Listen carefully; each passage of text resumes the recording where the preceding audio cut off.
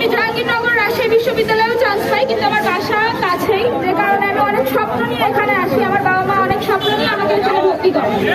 2019 সালের প্রথম দিন যখন ক্যাম্পাসে আসি, তখন আমি জানতে পারি ক্যাম্পাসে আসার আগে একটা আইডি থেকে আমার কথা হতো, সে নাকি এখানে চান্স পাইছে।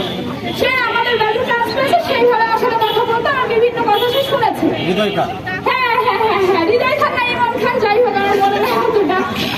মামা ক্লাসের প্রথম দিন থেকেই আমি ওর সাথে কি কথা বলছে স্যার সেটা নিয়ে খুঁচিয়ে আমার সাথে, মানে এমন ভাবে কথা বলে আমি বুঝি যে আমাকেই বলতেছে, হয়তো নাম মেনশন করে না, কিন্তু আমি বুঝতে পারছি। তখন থেকেই আমার মনটা এমন ভাবে ভেঙে গেল, মানে যে আমি কোথায় এসে পড়লাম, আমি কি স্বপ্ন নিয়ে আসছিলাম আর কোথায় এসে পড়লাম। আমার বাবা অসুস্থ, বাসায় গিয়ে যখন ব্যাপারটা জানাইছে যে এটা না, আরো অনেক রকম ছিল। আমি কাজ করতাম, আমি বিভিন্ন সংগঠনে কাজ করতাম, সামাজিক সংগঠনে।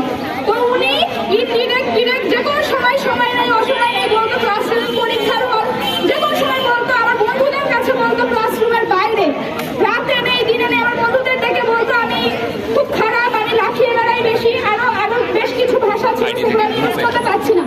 করোনার মধ্যে আমি সম্পূর্ণভাবে কাজ করি একজন করোনা যোদ্ধা হিসাবে, তারপরে আমি পড়তে শুরু করি। সেটা নিয়েও তার সমস্যা।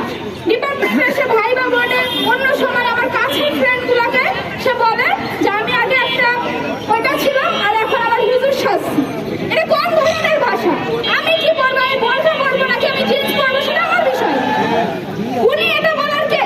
আমার আগের লাইফ স্টাইল নিয়ে সে এখনো পর্যন্ত, কিছুদিন আগে পর্যন্ত আমাকে খুঁচিয়ে আমাকে ব্যক্তিগত আক্রমণ করেছে। যে কারণে আমার বাসা থেকে এখন বলছে যে ঝামেলা করার থেকে সব থেকে ভালো হয় তুমি ওখানে মাস্টার্স করো না। তো আমার মাস্টার্স করার স্বপ্ন এখানে শেষ করে আমি চলে গেছিলাম, কিন্তু আজকে এই জনসমাগমে না এসে আমি পারলাম না। আমি লাইন বাসে করে চলে আসছি। আমার আজকে একটা ইন্টারভিউ ছিল, সেটা বাদ দিয়ে আমি এখানে আসছি। আমারও একটাই দাবি, আমি ওনার পদত্যাগ চাই। ওনার জন্য আমার ক্যাম্পাস লাইফ শেষ হয়ে গেছে, আমার একাডেমিক ক্যারিয়ার শেষ হয়ে গেছে। এমন একটা সময় ছিল আমি ডিপ্রেশনে আত্মহত্যার পথ পর্যন্ত বেছে নিচ্ছিলাম। আমার কিছু ফ্রেন্ড না থাকলে হয়তো সেই জন্য আমার মেন্টাল স্ট্রেস কোন পর্যন্ত যাইতো, বা আজকে এখানে দাঁড়িয়ে থাকতাম কিনা তার কোনো ঠিক নেই। আমার ব্যক্তিগত বিভিন্ন বিষয় উনি ক্লাসরুমের মধ্যে ফুটিয়ে রসিকতা করে বলেছে। আমার ফ্রেন্ডদেরকে দেখে আমার নামে বিভিন্ন আজেবাজে কথা বলেছে, আমার সাথে যেন কেউ না মেশে। আমাকে সম্পূর্ণ একা করা হয়েছে। আমাদের ডিপার্টমেন্টের কোনো গ্রুপ পর্যন্ত আমরা খুলতে পারি না, কোনো ট্যুর পর্যন্ত আমরা দিতে পারি না। ওনার একটাই ভয় যে যদি ইউনিটি বেড়ে যায়, ওনার প্রথম টার্গেট থাকে যারা নতুন আসে তাদের মাঝে ইউনিটি শেষ করে দেওয়া।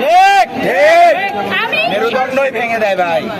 কারোর সাথে কেউ কথা বলতে পারে না, কোনো বন্ধুর সাথে কেউ কথা বলতে পারে না। কোনো মেয়ে পর্দা করলেও সমস্যা, পর্দা না করলেও সমস্যা, ওনার সমস্যাই সমস্যা।